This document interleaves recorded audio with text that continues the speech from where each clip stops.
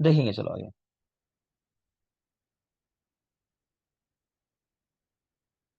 तो चरक और सुश्रुत दोनों लोग के अनुसार नस्य के टाइप आप लोगों ने देख लिया। अब आगे देखोगे, नेक्स्ट है वाग्भट। वाग्भट के अनुसार तो वाग्भट विवश थे, पहला तो ये लिख लो कि वाग्भट क्या है, विवश। जैसे चरक में रेतस देखा था ना, ऐसे यहाँ है विवश। ठीक है, विवश यानी विरेचन, दूसरे बात से भ्रंगण, और शाह से शमन। ठीक है, तो इनके नस्य के तीन टाइप हैं वाग्भट के। अगेन फिर वही बात है कि विरेचन समझ में आएगा कहाँ दोगे, जहाँ कफ बड़ा हो ज्यादा, या दोष ज्यादा बढ़े हुए हो, मतलब शिरोविरेचन की बात है ना, नॉर्मल विरेचन नहीं समझोगे उसको। भ्रंगण का मतलब है कि जहाँ वात बड़ा होगा तो वहीं भ्रंगण कराओगे। और सेम लास्ट शमन वाले में, कि जहाँ दोष आपको लगे कि थोड़ा बहुत ज्यादा है या पित्त की कंडीशन है, तो वहां शमन नस्य देता है, तो देख लेंगे। विरेचनिक शिरोविरेचनिक शोफ, उपदेह, ऊर्ध्व जत्रुगत, गौरव, स्तंभ, अभिशन, श्राव, प्रसेक, मुख वैरस्य, अरुचि, स्वर भेद। स्वर भेद देख सकते हो, ऐसा लगेगा कि वातिक है, लेकिन शिरोविरेचन नस्य दे रहे हैं। कृमि, प्रतिशाय, अपस्मार, पीछे भी याद किया हम लोगों ने। गंध ज्ञान का भाव, ग्रंथि, अर्बुद, दद्रु, कोढ़ आदि कफज विकार। भ्रंगण वाला देखो, सूर्यावर्त, अर्धाव भेदक, यहाँ अर्धाव भेदक भ्रंगण देना, तो ये नॉर्मल सी बात लग रही है। ये कंडीशन देखोगे, कृच्छ्र बोधक, यानी आंखें मुश्किल से खुलती हैं, है ना, क्लास का टाइम हो गया लेकिन नींद आ रही है, दोपहर में सो गए थे, 5 बजने वाले हैं, आंख ही नहीं खुल रही, उसको पहले भ्रंगण नस्य दो कि भाई उठ जा। अव्वाहुक, वातसंग, स्वरूपघात, मन्य स्तंभ रोग, अपतानक, निद्रानाश, नींद ही नहीं आ रही किसी को, क्योंकि निद्रानाश कौन से दोष की वजह से होता है बोलो? वाद दोष से। तो इन सब में भ्रंगण देना है, इसलिए तो कृच्छ अवबोधक देख लेना, समझ ही आ रहा होगा। आंखें ही नहीं खुल रही, इतना कमजोरी है, तो भ्रंगण नस्य दो। नेक्स्ट है शमन। तो अकाल, वली पलित, खालित्य, दारुणक, रक्त राजी, व्यंग, नलिका, रक्त, तो जैसा बोल रहा हूँ, शमन हर जगह जो है वो पैथिक कंडीशंस के साथ जुड़ा हुआ है जब नस्य की हम बात करते हैं, तो इजी है। तो बालों की जितनी समस्याएं होती हैं पित्त की वजह से होती हैं, त्वचा के जितने विकार होते हैं पित्त या रक्त की वजह से ही होते हैं, तो वही सब यहाँ लिखे हुए हैं, तो रटना कुछ भी नहीं है। तो एक इनका टाइप हुआ विवश, मतलब तीन प्रकार। और दूसरा है फिर मात्रा भेद से स्नेहन, दो प्रकार का बताया। स्नेहन के दो टाइप हैं, जानते ही हो, मर्श, प्रतिमर्श। तो मर्श की मात्रा कह रहे हैं स्नेह नस्य के साथ देना है, मतलब स्नेह के साथ देना है मर्श नस्य। तो 6, 8 और 10 बूंद, 6, 8 और 10 बूंद। और क्वाथ से अगर देना है तो 4, 6 और 8 बूंद। तो क्वाथ की मात्रा कम है, स्नेह की मात्रा ज्यादा है, स्नेह 6, 8, 10, और क्वाथ की 2 बूंद कम है, तो 4, 6 या 8 बूंद। नेक्स्ट है प्रतिमर्श नस्य। तो स्नेह के साथ देते हैं, मात्रा लिखिए 1 या 2 बूंद संग्रह की। और बाकी लोगों की मतलब हृदय हो चाहे शारंगधर हो, उन्होंने तो साफ ही लिखा 2 बूंद। तो संग्रह ने 1 या 2 बूंद, प्रतिमर्श नस्य की मात्रा, और हृदय और शारंगधर 2 बूंद। विरेचन नस्य चूर्ण रूप में प्रयुक्त होने पर प्रधमन नाम से कहलाता है। तो विरेचन नस्य वही कराएगा तो शुरू विरेचन ही, लेकिन आपने देखा था क्या करते हैं, द्रव्यों का चूर्ण इस्तेमाल करते हैं और नली में रख के फूंक मार देते हैं वो। तो विरेचन नस्य चूर्ण रूप में यूज होने पर प्रधमन संज्ञा का कहलाता है। और कल्क रूप में जब इसको यूज करते हो तब उसको अवपीड नस्य कह देते हैं। तो ये दोनों का मेजर डिफरेंस हुआ, याद रखना, कि चूर्ण रूप में शिरोविरेचन दिया तो प्रधमन, और कल्क के रूप में दिया, पेस्ट के रूप में, तो अवपीड। इसका भी टाइम दे रहे हैं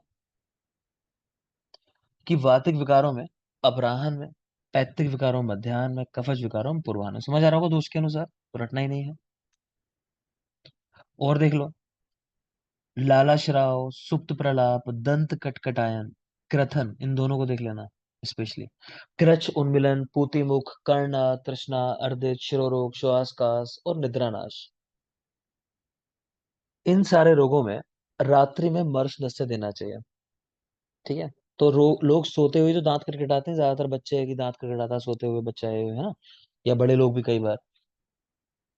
ठीक है, या फिर क्रथन खर्राटे लेना, तो ये सोते हुए ही लोग हैं खर्राटे। तो रात्रि के समय की कंडीशन है, तो इजी है याद करना, मतलब इन कंडीशंस में रात्रि के समय मर्श नस्य देने की बात आई है। आगे चलें। स्वस्थ व्रत में और शीतकाल में, मतलब वो तो बात हो गई पेशेंट के लिए कि वो सब डिजीज है कि भाई इनके अंदर रात्रि के समय देना चाहिए। ऊपर आपने दोष के अनुसार देख लिया मर्श नस्य है, तो वो भी इजी है, आप जानते हो जब जो दोष बड़ा होगा तब देते हैं। अगली कंडीशन कह रहे हैं, माफ करें, कि स्वस्थ व्यक्ति के अंदर कब देना है मर्श नस्य। तो कह रहे हैं सर्दियों के दिन है तो मध्याह्न में दो, दोपहर के समय। शरद बसंत में पूर्वाहन के समय। यहाँ थोड़ा सा अलग है, ठीक है, इसको बाकी जगहों के साथ नहीं रिलेट करना। मर्श नस्य में स्वस्थ व्रत के अंदर भी थोड़ा सा अलग ही दिया है। तो शीतकाल में तो मध्याह्न समझ ही आ रहा होगा, लेकिन बाकी में हमारे कॉन्सेप्ट गड़बड़ा जाएंगे, इसलिए रटना है सीधे। शरद और बसंत में पूर्वाहन में है मर्श नस्य का टाइम। शरद और बसंत में पूर्वाहन। ग्रीष्म में अपराहन। ग्रीष्म में अपराहन। वर्षा आदि में जब सूर्य दर्शन हो रहा हो तब। पंचकर्म सेवन काल में तो बस्ती के उत्तर काल में। तो बाकी तो इजी है, समझ ही आ रहा है कॉन्सेप्ट हमारे कि शीतकाल में मध्याह्न याद हो जाएगा, समझ ही आ रहा होगा। ठीक है, वर्षा में सूर्य का दर्शन के समय, ये भी समझ आ रहा होगा। पंचकर्म सेवन काल में कह रहे हैं बस्ती के उत्तर काल में दिया जाता है। लेकिन ये जो है ग्रीष्म और शरद बसंत, यहाँ शायद थोड़ा सा कंफ्यूज हो जाओगे, तो इसलिए देख लेना कि शरद बसंत में पूर्वाहन स्वस्थ ऋतु में भी, और ग्रीष्म में अपराहन। आगे चलते हैं। भाव प्रकाश पंचकर्म में वमन विरेचन अनुवासन धनुनस्य। योग रत्नाकर, रत्नाकर कर्ण पूर्ण को स्थान दिया बस्ती की जगह जानते हो। प्रतिमर्श नस्य के 15 काल हैं, ठीक है, संग्रह के। तो गृह निर्गजता हटा दिया, और शिरोभ्यंग, दूसरा हास्य, उनके बाद बढ़ा दिया। प्रतिमर्श नस्य का प्रयोग शाम, शत, तृष्णा, मुख शोच, वृद्ध, बालक, भीरु, सुकुमार लोगों को, अकाल और दुर्दिन में भी। अच्छा, तो क्या कह रहे हैं कि प्रतिमर्श नस्य का प्रयोग जो है ना, वो किसी को भी करा सकते हो, मतलब कोई कॉम्प्लिकेशन नहीं है। पीछे शब्द याद आ रहे होंगे आपको, निर्दोष कृत, उभयार्थ कृत, है ना। तो वही चीज लिख रहे हैं कि सबको करा सकते हो, कहने का मतलब है। परंतु, अब ये परंतु जरूरी होता है हमेशा, ठीक, कि परंतु दुष्ट प्रतिशय बहुत बहुत जरूरी है, बिल्कुल याद कर लेना। दुष्ट प्रतिशय, बहुदोष, शिरोरोग, कृमि शिरोरोग, मद्यपान, श्रोत्र इंद्रिय की दुर्बलता, इन कंडीशंस में प्रतिमर्श नस्य का प्रयोग नहीं कराना। कहना क्या चाह रहे हैं, डायरेक्टली ये कहना चाह रहे हैं कि देखो प्रतिमर्श जो है ये मेन चिकित्सा तो है नहीं। तो ऐसा नहीं है कि आप बड़े बड़े विकारों में भी सोचो इससे ठीक कर लेंगे हम, तो वहां कुछ होने वाला है नहीं, ठीक है। तो वही चीज लिख रहे हैं, तो देख लो, आप पढ़ के समझ में आ जाएगा कि बड़े विकारों में नहीं यूज करना, छोटे छोटे विकारों के लिए ठीक है। ठीक है, इनमें से एक कंडीशन दुष्ट प्रतिशय है जिसमें पूछता है स्पेशली, तो ये याद रखना। तो ये क्या है कि बार बार होता रहता है, ठीक होता रहता है, तो इस तरह का प्रतिशय होता है। आगे पढ़ेंगे इसको भी चाणक्य में, फिलहाल इतना याद रखो कि दुष्ट प्रतिशय में बना है, बाकी नहीं पूछता आपसे। दिनांते नस्य देने से स्रोतों की शुद्धि हो जाती है। दिन के अंत में यानी संध्या के समय मान लो कि अगर नस्य दे रहे हो तो स्रोतो विशुद्धिकर है। सर्दी के अंत में अगर नस्य दे रहे हो तो श्रोतोलीन श्लेष्मा को नष्ट करता है। जैसे हम लोग धूमपान की बात कर रहे थे, नस्य के टाइप है, तो श्रोतोलीन श्लेष्मा को नष्ट करने वाला। प्रतिमर्श नस्य का प्रयोग बस्ती की तरह जन्म से लेकर सर्वदा काल तक कर सकते हैं, हमेशा कर सकते हैं। अच्छा, एक पॉइंट याद आया मुझे, आपको पढ़ाया होगा कि जैसे यहाँ देखा आपने कि प्रतिमर्श नस्य निर्दोष कृत उभयार्थ कृत है, उसी तरह जब आपको मैंने कर्म बताए होंगे कि दिवा स्वाप से ऐसा हो जाता है, अधर्म को करने वाला है, कफ को पित्त को बढ़ाने वाला है, तो वही आपको बताया होगा कि बैठे बैठे सोना, इससे क्या होता है, कौन सा दोष बढ़ता है।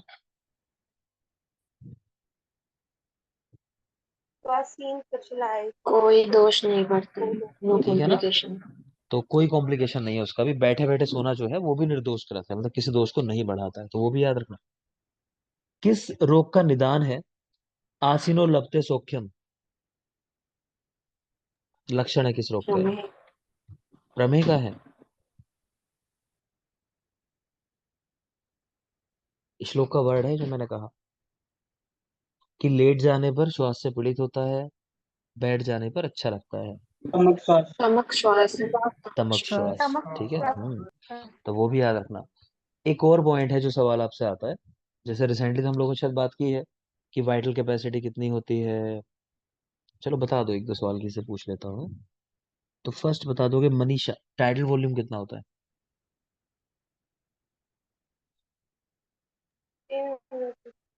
हाँ बेटा, नहीं याद आ रहा। लक्ष्मी बता रही है। Sir 500 ml। 500 ml, ठीक है। तो बेटा वहीं पे जो आप देखते हो वाइटल कैपेसिटी की बात करते हैं, उसमें एक सवाल ऐसा आ चुका है कि किस समय हमारी जो वाइटल कैपेसिटी वो ज्यादा होगी, खड़े हुए या लेटी हुई कंडीशन के अंदर।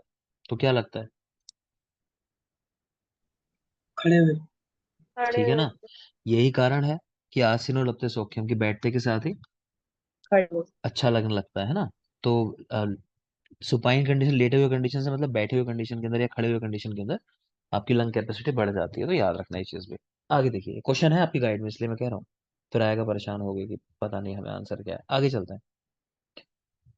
तो एक तो प्रतिमर्श नस्य का प्रयोग बस्ती की तरह जन्म से सर्वदा काल तक कर सकते हैं, हमेशा यूज कर सकते हो। अष्टांग हृदय प्रतिमर्श नस्य की मात्रा बता रहे हैं 2 बूंद होती है, देख लिया हम लोगों ने, संग्रह की 1 या 2 बूंद, शारंगधर अष्टांग हृदय तो 2 बूंद इनकी। अवपीड नस्य की मात्रा तो 4, 6 और 8 बूंद। अवपीड नस्य 4, 6, 8 बूंद, ये वही है जो मर्श नस्य के अंदर आपने क्वाथ की मात्रा देखी थी, है ना, सेम ही है ना। हम्म, ये देख पा रहे हैं।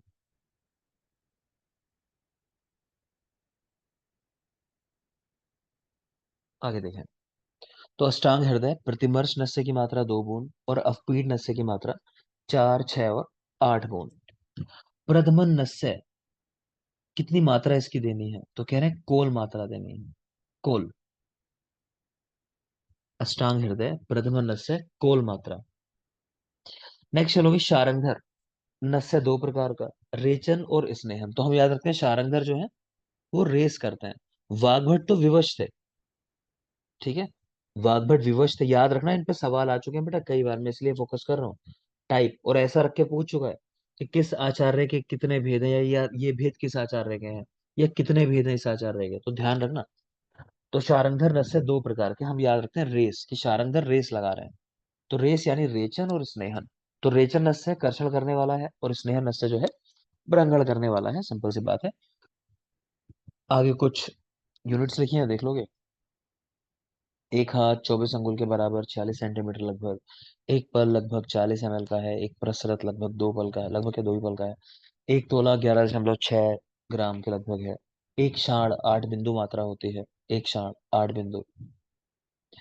आगे चलिए, शारंगधर मर्श नस्य की मात्रा तो 1, 4, 8 शाण नहीं याद करनी। वृश्चिक नस्य की मात्रा 4, 6, 8 बूंद, चाहो तो देख लो। वृश्चिक नस्य वही हुआ फिर जो मर्श में कुआत है, ठीक है ना, या फिर अभी जो हमने देखा अवपीड नस्य की मात्रा 4, 6, 8 बूंद। तो ये सबकी यही है 4, 6, 8। तो वृश्चिक नस्य 4, 6, 8 बूंद, क्योंकि अवपीड नस्य भी वृश्चिक का एक टाइप है, ये जानते ही हो आप, तो वैसे भी रिलेट कर सकते हो। प्रदमन नस्य जो दिया जाता है, तो एक कोल चूर्ण को 6 अंगुल लंबी नली में रख के फूका जाता है। तो नली की लंबाई कितनी है, 6 अंगुल। सुचिता उत्तर बस्ती नेत्र का जो प्रवेश कराना है सुश्रुत के अनुसार, उत्तर बस्ती महिलाओं में। सर सर 4 अंगुल, वो 3 अंगुल लेंथ लंबी होती है। हम्म, गर्भाशय में बताओ, चलो गर्भाशय। हाँ, अभी बोलो कितने अंगुल बता रहे हो, सही बोल रहे थे सुचिता। सुचिता बेटा कितने अंगुल बोल रहे थे, हाँ सर, सर 4 अंगुल बोल रहे थे और 4 अंगुल। उसकी लेंथ हम्म, 14 अंगुल रहती है। ठीक है। कन्याओं के ये पहले गर्भाशय में देखा था, फिर सेकंड देखा था बस्ती शोधनार्थ। मोतिरस। हेलो। ऐसे, हाँ बेटा क्या क्या थे आंसर, 4, 2, 1 अंगुल, गर्भाशय के लिए 4 अंगुल, और बस्ती शोधनार्थ कन्याओं के 2 अंगुल। लिए। सर जी। कन्याओं की 1 अंगुल और कन्याओं बस। के लिए मार्ग में 2 अंगुल है, कन्याओं में बढ़ जाती अच्छा, तो गर्भाशय 4 अंगुल कह रहे हैं, और कन्याओं में 2 अंगुल बेटा, बोल दोगे सर एक मूत्र कि मैं अंगुल, रिकॉल मार्ग नहीं में कर दो पा रहा। अंगुल एक अंगुल कन्याओं के मूत्र मूत्र मार्ग मार्ग में में दो 1 अंगुल। अंगुल कोई सर। एक व्यक्ति बोलो, कोई एक व्यक्ति, कोई बोलो, कौन बोल रहा गर्भाशय में 4 अंगुल सर, है, ठीक है। योनि द्वार में मूत्र चार मार्ग में अंगुल 2 अंगुल। फिर दो जवाब है। आने लगे, कोई एक बोलो, सुनाई नहीं दे रहा, दोनों की आवाज मिक्स हो जा रही है। सर योनि द्वार में 4 अंगुल है, मूत्र मार्ग में 2 है और कन्याओं में 1 है। ठीक है, तो योनि मार्ग कह रहे हैं 4 अंगुल, मूत्र मार्ग 2 अंगुल, अब ठीक है। मूत्र मार्ग 2 अंगुल, अब ठीक है ना, हाँ वो गड़बड़ हो रही थी। और कन्याओं में तो वहां 1 अंगुल है, ठीक है बेटा। एक साथ सब बोलते हो ना, कई बार क्या होता है ना क्लास में, जवाब किसी को नहीं आता, तो जब बोलते हैं सब एक साथ पीछे पीछे पीछे पीछे, कुछ समझ में आता नहीं आंसर क्या चल रहा था, वैसे ही कर रहे हो आप लोग। ठीक है चलो आगे देखोगे, बल्कि एक दो सवाल करने थे, सवाल कर लेता हूँ पहले मैं। Susharma, yes sir. चरक संहिता में पशु चिकित्सा का उल्लेख कहाँ कहाँ आया है? सिद्धि 11 में और हम्म, चिकित्सा 23। चिकित्सा थे इसमें। शेफाली नहीं बोल पाएगी शायद, चलो कोई बात नहीं है। अंशुल, अंशुल बेटा, भैंस और ऊंट के अंदर जो बस्ती पुटक कहा गया है, वो किसका लेना है? सर भैंस और वो गाय है, भैंस के भैंस नहीं है उसमें। ऐसा है, बाकी लोगों को भी नहीं, ऐसा लगता भेड़ है? और बकरी नहीं। हस्ती का भी था और ऊंट भैंस दोनों का ही, भेड़ भैंस और बकरी है ना, भैंस और का लेना है। गाय और घोड़ा है। गाय और घोड़ा है, भैंस और ऊंट है ना? ऐसा ही है ना? हाँ। बोलो। यस अंशुल आंसर क्या है? ये सर तो है, वो तो ठीक हो गई बात, वो तो है ऑप्शन। आंसर बताओ। सर, भैंस। और कोई बताएगा? सर भेड़ और बकरी का। भेड़ और बकरी। ठीक है, तो भेड़ और बकरी का। सर गाय और ठीक है, घोड़े में ना। हाँ बेटा, गाय घोड़े में किसका है बताओ, चलो ये भी। भैंस। भैंस। भैंस भैंस। का। भैंस। भैंस। भैंस का है ना? ठीक है चलो, याद रखो क्योंकि अब टेस्ट की बारी आ रही है बेटा इसकी, और देख रहे होगे कि जब मैं कंफ्यूज हूँ, है ना, जब मैं कंफ्यूज हूँ तो आप तो पक्की बात है होगे। ठीक है, ये तय है, क्योंकि मैं इतनी बार पढ़ चुका हूँ, लेकिन नंबर का पूरा इसके अंदर जानते हो, चालाक की भी सेम बात होती है। तो जो पढ़ा नहीं, कुछ समय गया दिमाग से, नंबर सारे मिक्स हो जाते हैं आपस में। तो बेटा रिवीजन बहुत जरूरी है, टेस्ट होगा फिर कम नंबर आएंगे, कॉन्फिडेंस गिरेगा, अब टाइम है नहीं, एग्जाम आने वाला है, तो यहाँ कॉन्फिडेंस मत गिरने दो अपना, तैयारी अच्छे से रखो पहले से ही। चलो देखो आगे। तो प्रथम नस्य है एक कोल और षडंगुल लंबी नली है, फिर प्रतिमर्श नस्य है, इसकी मात्रा 2 बूंद, ये भी देख लिया आपने। शिरोविरेचन 2 प्रकार का, उपपीठ प्रथमन, ये बात भी हो गई है। प्रथम नस्य कह रहे हैं कब देना है, जब दोष अत्यंत उत्कट अवस्था में हो। तो सब जानते हो कि उत्कट का मतलब क्या होता है, बोलो। बढ़ा हुआ। बढ़ा बढ़ा हुआ। हुआ, ठीक है। इस पे अलग सवाल आ चुका है उत्कट के ऊपर, जब दोष बढ़े हुए हो। तो जब दोष अत्यंत उत्कट अवस्था में हो, और दूसरा कंडीशन लिख रहे हैं विसंज्ञता, विसंज्ञता, व्यक्ति होश में नहीं है। ठीक है, विरेचन नस्य के पश्चात धूमपान या कवल धारण करना चाहिए। तो विरेचन नस्य के बाद धूमपान या फिर कवल, इनका प्रयोग कराना है।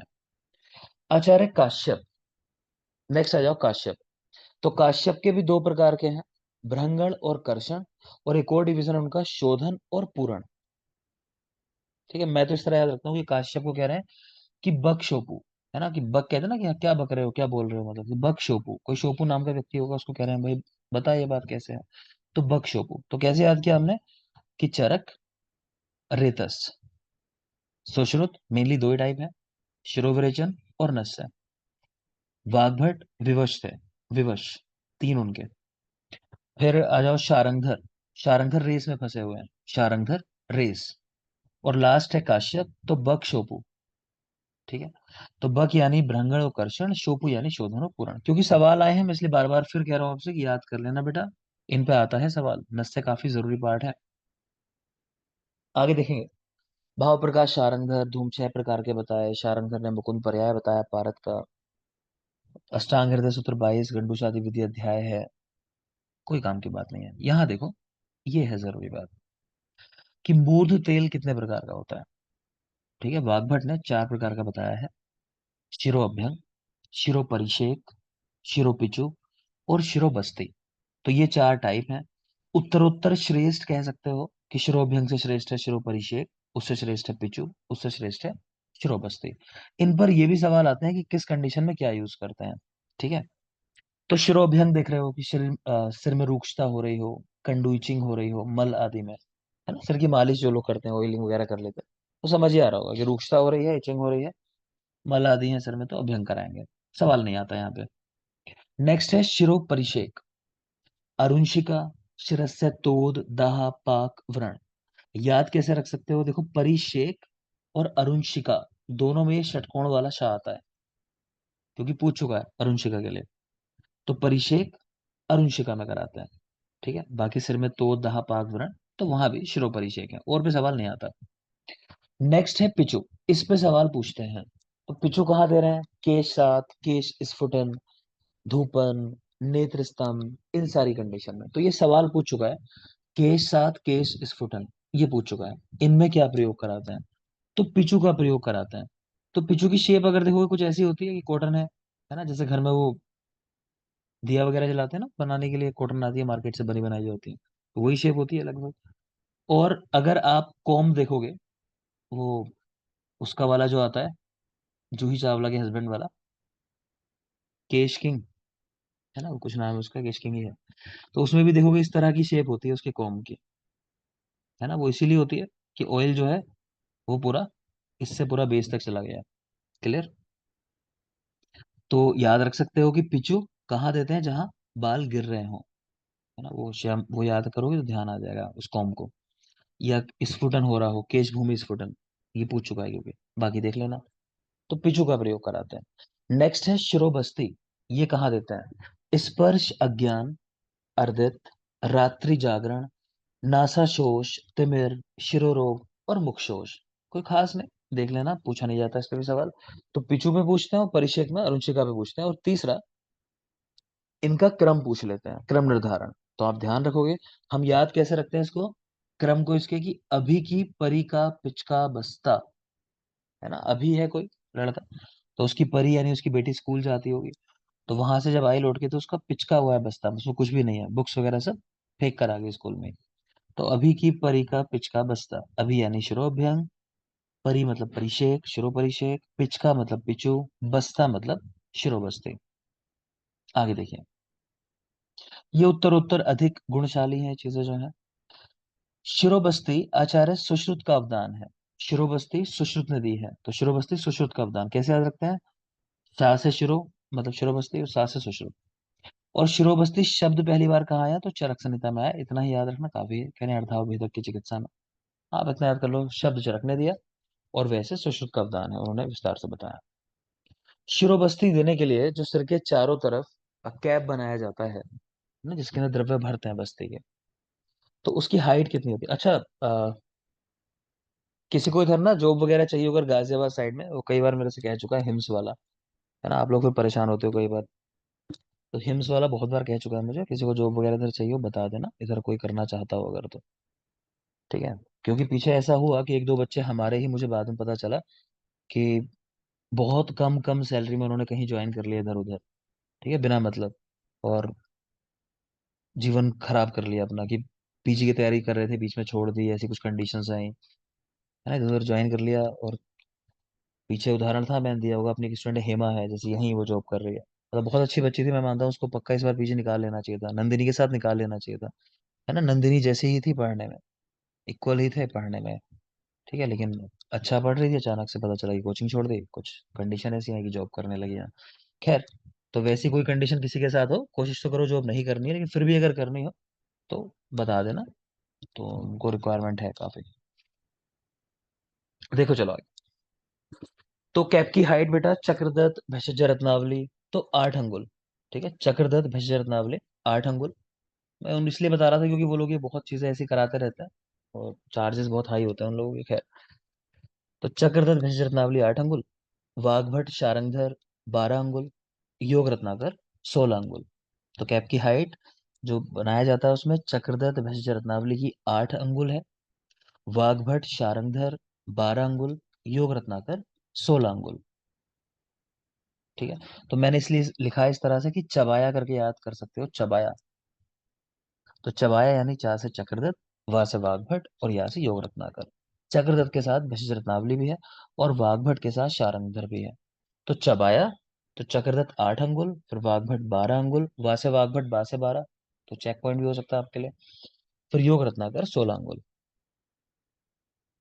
ठीक है, आगे चलते हैं। किस दोष में शिरोबस्ती कितनी मात्रा तक देनी है?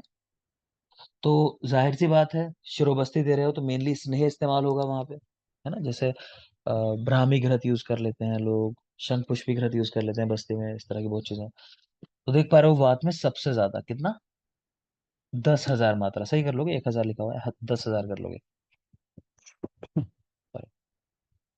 तो वातिक विकारों में 10,000 मात्रा, पैत्तिक विकारों में 8,000 मात्रा, और कफज विकारों में 6,000 मात्रा। वातिक में 10,000, पैत्तिक में 8,000, कफज में 6,000 मात्रा तक प्रयोग कराना है। नेक्स्ट है शिरोबस्ती, मैक्सिमम 7 दिन तक देनी है, 7 days। स्मृति, यस सर। अणु तेल का नस्य देने की बात चरक ने कितने दिन की है? 14 days। क्या सभी को ऐसा लगता है? नो सर, 13 दिन बोला है, 7 दिन तक देना है, ऑल्टरनेट डेट्स पे देना होता है। लग क्लियर जाते हैं। स्मृति? तो 13 दिन लग जाते हैं, सात यस। दिन देना है, ऑल्टरनेटिव देना है, टोटल 13 दिन लग जाते हैं। ठीक है, तो याद रखो बेटा। तो शिरोबस्ती जो है 7 दिन देनी है, मैक्सिमम कह रहा है। आगे जो पॉइंट्स हैं ये नहीं पढ़ेंगे, हमारे ऑलरेडी पढ़े हुए हैं, सब वही है। अन्नकाल कितने हैं, संसर्जन काल में, वो सब बात है, ये सब बात हमारी हो सर गई ये है। बताइए आपने 6,000, 8,000, 1,000, सर इसमें तर्पण में यही चीज 600, 800, 1,000 होती है ना? हाँ ठीक है, वो नेत्र क्रियाकल्प की बात कर रहे हैं, तो उसको हम बाद में देखेंगे चालाकी के साथ। ठीक, चलो तो अभी क्या करते हैं, ये तो बात हो गई हमारी जो एक्स्ट्रा अलग से चीजें थी। अब जो चरक संहिता है उसके अंदर कल्प और सिद्धि, अब वो पढ़ना है हमें पंचकर्म के साथ ही। ठीक है, तो वो नोट्स में ओपन कर रहा हूँ, बने रहोगे, 1 मिनट दोगे मुझे सर।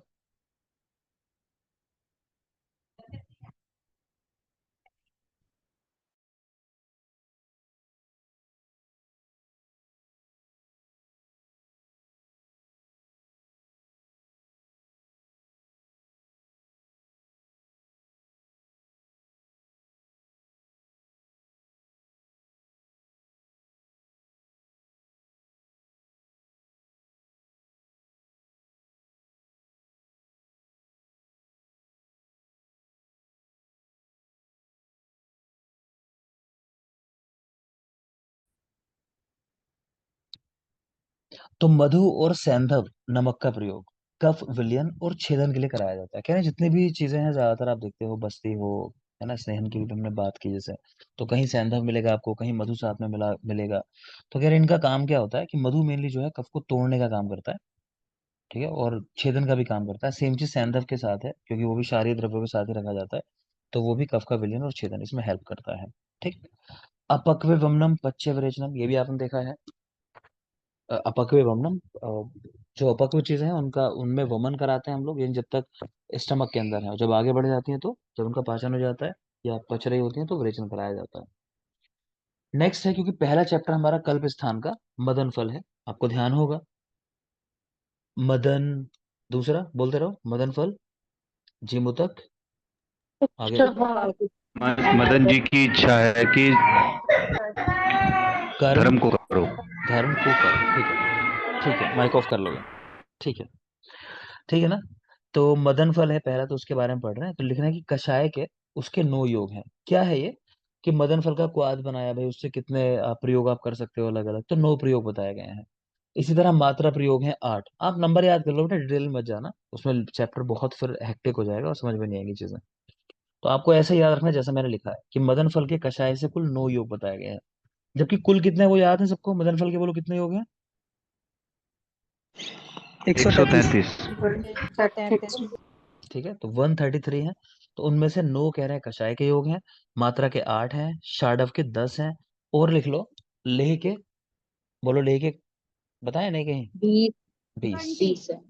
ठीक है, तो लिख लो लेह के 20 योग हैं, लेह से 20 योग। ठीक है, तो याद करना है मात्रा योग। अच्छा, इसमें तुक्का लगाना है कि किसी के भी पूछे, सबका आंसर 8 ही है, मात्रा योग किसी भी द्रव्य के पूछे आपसे। बाकी कषाय के यहाँ 9 है, शाडव के 10 है, और लेह के 20 है। मदन फल के कुछ पर्याय लिखे हैं, करहाट, राठ, पिंडितक, श्वसन।